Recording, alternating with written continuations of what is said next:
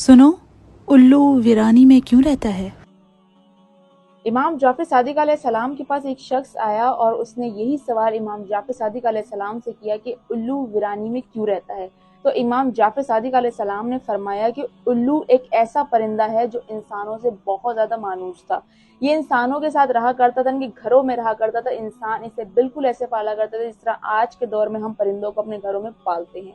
इंसान इसे खाना खिलाया करते थे। और मैं आपको बताऊं कि इस कायनात में उल्लू की 205 अक़साम है, जिसमें 1, 2 या 28 साल तक ये जिया करता है। और मैं आपको बताऊं कि तकरीबन उल्लू 20 मीटर की ऊंचाई पर रहना पसंद करता है। इसके अलावा खंडरात और वीरान इमारतों में इसके घर पाए जाते हैं। और जब उल्लू उड़ता है तो इसके परों से आवाज नहीं आती, यानी कि जब उल्लू किसी जानवर या परिंदे का शिकार करता है तो जानवर को और परिंदे को इल्म ही नहीं होता कि उल्लू उसके आसपास चक्कर लगा रहा है।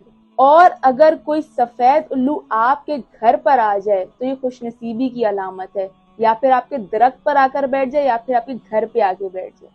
और जिन लोगों का ये वहम है कि उल्लू एक मनूस परिंदा है, तो आगे जाके आपको पता चलेगा कि इमाम जाफर सादिक अलैहिस्सलाम ने इस परिंदे को बिल्कुल भी मनूस नहीं कहा।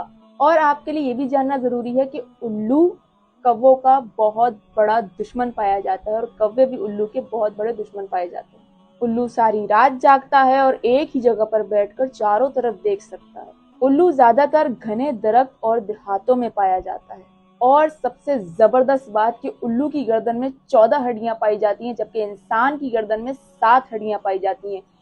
इस उल्लू की गर्दन में 14 हड्डियां होने की वजह से उल्लू चारों तरफ एक ही जगह बैठकर देख सकता है। अब बात खुदा की बनावट पे आ जाती है, यानी कि गौर व फिक्र पर आ जाती है कि अल्लाह पाक ने किसी भी मखलूक को बेमकसद खल्क नहीं किया।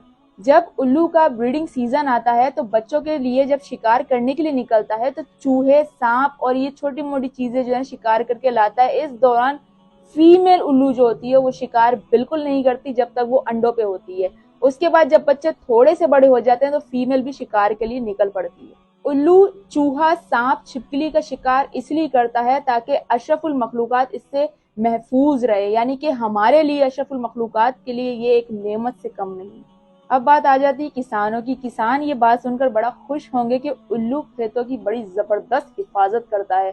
खेतों को नुकसान पहुंचाने वाले जानवर, परिंदे और हशरातुल अर्ज को खा जाता है, इसलिए किसानों का दोस्त भी कहलाया जाता है। अब आ जाते हैं उस शख्स के जवाब पर जिसने ये सवाल किया था इमाम जाफर सादिक अलैहिस्सलाम से कि उल्लू वीरानी में क्यों रहता है। तो इमाम जाफर सादिक अलैहिस्सलाम ने जवाब दिया कि उल्लू वीरानी में इसलिए रहता है कि जब इसे मालूम हुआ कि इंसानों ने नवासे रसूल को कत्ल किया है तो इसने बस्तियों को अलविदा कह दिया और इंसानों से नफरत करने लगा और वीरानियों में जाके बैठने लगा।